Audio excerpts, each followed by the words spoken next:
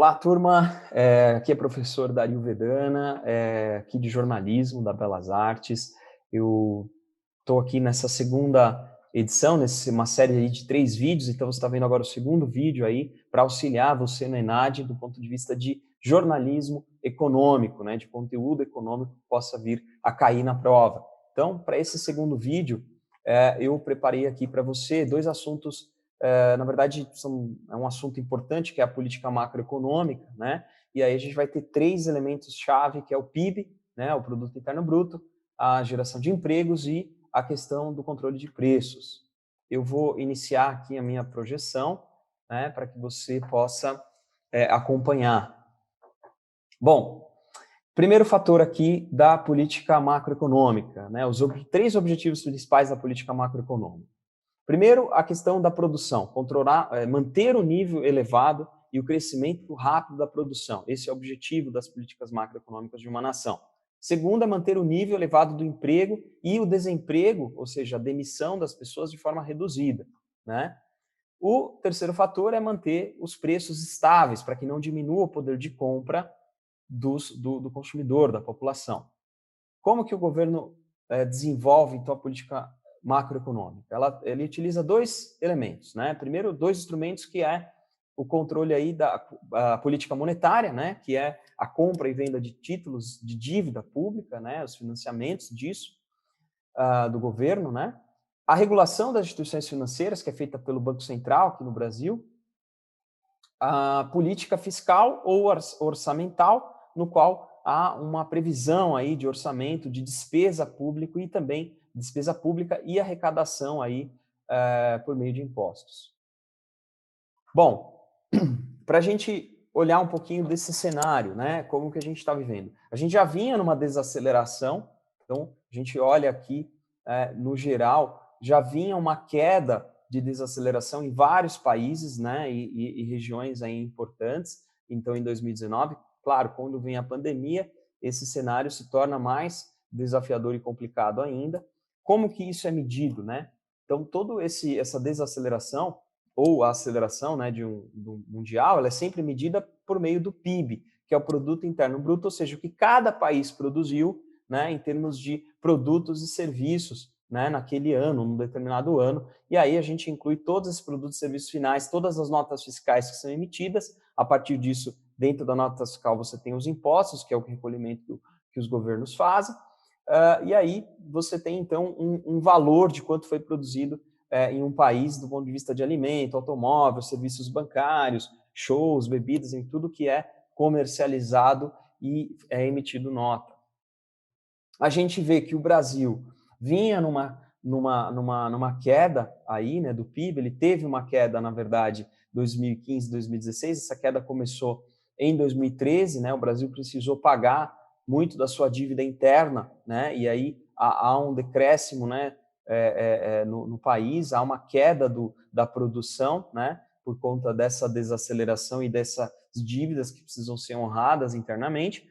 O Brasil começava aí estabilizando, né, crescendo, e aí tinha uma previsão para chegar a 2,1% de crescimento em 2020. Com o Covid, há aí uma queda, né, totalmente brusca, porque há uma menor circulação das pessoas, as pessoas estão consumindo menos, comprando menos, tanto produtos como serviços, e aí há uma projeção mais pessimista de uma queda de 6%, né? Já ouvi que seria 5,6%, né? Mas aqui o cenário mais complicado seria, então, 6%, e 2021, um cenário bastante otimista de crescimento do PIB de 3,6%, né? Essa é a projeção aí do IPEA, né, no IBGE. Bom, e aqui a gente vê em detalhes, né, de onde que vem. Claro, o PIB maior do Brasil hoje, ele tem, a maioria, né, ela vem aí, na verdade, de serviços, né? Então você vê aí que o PIB brasileiro de serviços, mais ou menos, ele sempre estava empatando, né, com a agropecuária.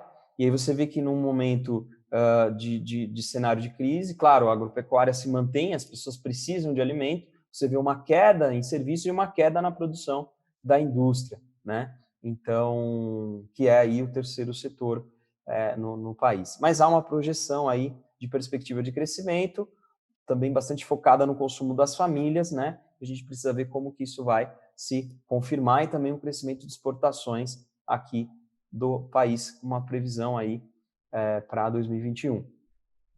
A gente vê o impacto dessa questão da pandemia nos países aí do G20, quando a gente vê a comparação do que vinha sendo produzido, né, do crescimento aí, né, do país, do PIB em geral, do primeiro trimestre com o segundo trimestre, você vê uma queda muito brusca nesses países e um crescimento da China, né, que é um país grandioso, né, que você tem aí 1,7 bilhões, 1,7 bilhão, na verdade, né, 1,7 bilhão de população aí.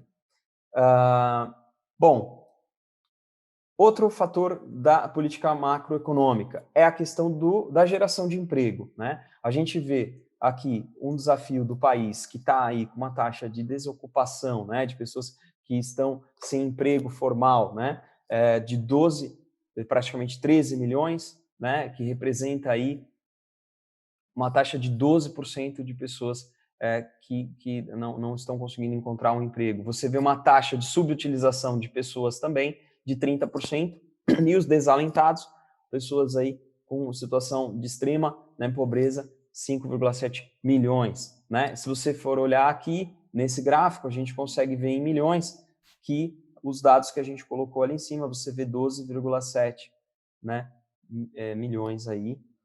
Você vê o volume de pessoas que estão fora da força de trabalho, né, eventualmente aqui em verde, pessoas idosas ou pessoas que já se aposentaram, né, precocemente.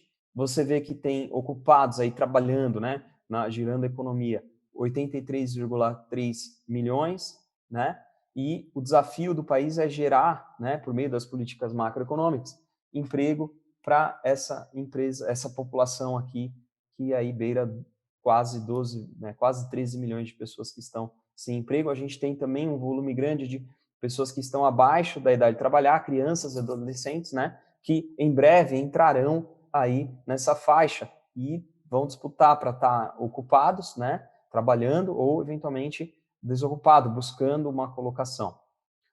Bom, outro fator chave da política macroeconômica é o controle de preços, né, da inflação. Então, a taxa da inflação é o aumento do nível geral de preços. Quando aumenta o preço, é sinal de que diminuiu o poder de compra. O dinheiro vale menos. Então, antes com 3,50 você podia pegar um ônibus, né, um transporte público, agora é 4,40, ou seja, né, o teu dinheiro vale menos. Então, o 3,50 já não dá mais para pegar o ônibus, você tem uma desvalorização do dinheiro. Então, aí é importante, quando você olha a taxa de inflação, ver que o salário tem que acompanhar o crescimento aí essa questão da inflação, porque senão, se você ganha a mesma coisa que um ano anterior, não houve um aumento percentual aí no salário, é bem provável que seu dinheiro está valendo menos, né? Então, o teu poder de compra diminui. E a medição da inflação ela é feita a partir de uma cesta básica de consumos médios da população. Claro que no Brasil, um dos índices mais importantes é o Índice de Preços ao Consumidor, que é o IPCA, né, do IBGE, e, claro, ele vai apurar aí a variação dos preços, né, dos bens consumidos por famílias com uma renda de 1 até 40 salários mínimos em 9 regiões metropolitanas, incluindo o Distrito Federal e o município de Goiânia, né? A gente vai ver que o Brasil ele vem buscando controlar, né, a sua inflação.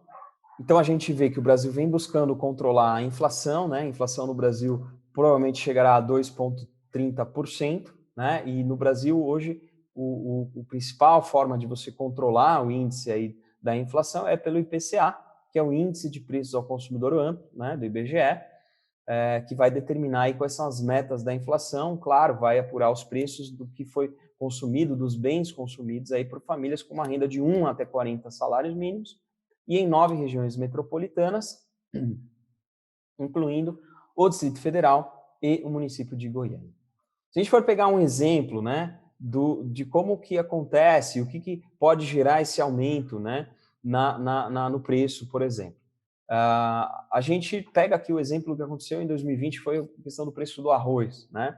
Então, você tem alguns fatores-chave para você levar em conta quando há um aumento de um determinado produto. Então, o primeiro fator é oferta e demanda, né? No caso aqui em específico, a pandemia gerou uma maior procura de arroz, né? Outro fator também, uma entre-safra na produção, então houve um momento de baixa produção, né? E aí o desafio do país é, nesse sentido, como você controla, né? Como que você continua gerando aí a oferta por um preço que seja acessível, né? No caso do Brasil, a iniciativa foi, dado esses fatores aqui, fatores macroeconômicos, como a alta do dólar, né? O arroz brasileiro ficou mais atrativo, porque com o dólar a R$5, né? Ficou mais barato comprar o arroz brasileiro que de outros países. A China também vai e decide estocar alimentos. Isso afeta tanto o macroeconômico, porque há um consumo maior, uma demanda maior para esses países, uma oportunidade para o produtor de vender para exportação que não estava prevista. Outro fator, distribuição do auxílio emergencial do governo, então faz com que a população consuma mais do que antes determinado produto.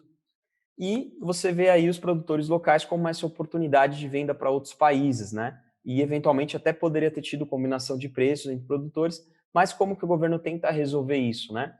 O governo ele vai zerar a taxa de importação, ou seja, então fica mais barato comprar de outros países. No momento que o governo faz essa mudança, claro, os produtores internos, eles veem, olha, não podemos perder o mercado interno, então há uma baixa, uma regularização, aí, uma baixa no preço. Então, isso pode acontecer com qualquer produto, né? E esse aumento, ele vai, para ele se impactar e gerar, caracterizar a inflação, não é só um aumento pontual como foi o que aconteceu agora, mas é o aumento constante, é aquele valor sendo constantemente elevado. Então, no caso aqui, desse aumento do arroz, não caracterizou a inflação porque foi um momento pontual, foi uma questão pontual, não é um aumento geral do índice de preços. Bom, claro que a gente vê o histórico do país, né? O Brasil vinha de fatores aí muito altos de inflação, especialmente o Brasil tinha uma dívida externa muito alta, que veio a ser quitada aí, começou a ser quitada no final dos anos 90 e veio a ser quitada no começo aí dos anos 2000. E aí o Brasil começa a ter uma dívida interna, e essa dívida interna é o que vai ocasionar aí a queda no PIB lá na frente, que chegou um momento que precisava efetivamente pagar essas dívidas, pagar esse crédito. Bom, eu espero que esse segundo vídeo tenha ajudado bastante você aí no processo do que realmente é importante, o que eu preciso olhar do ponto de vista de economia, né, para a prova do ENADE. Então, esses são alguns fatores e vamos agora, então, para o nosso próximo vídeo. Obrigado.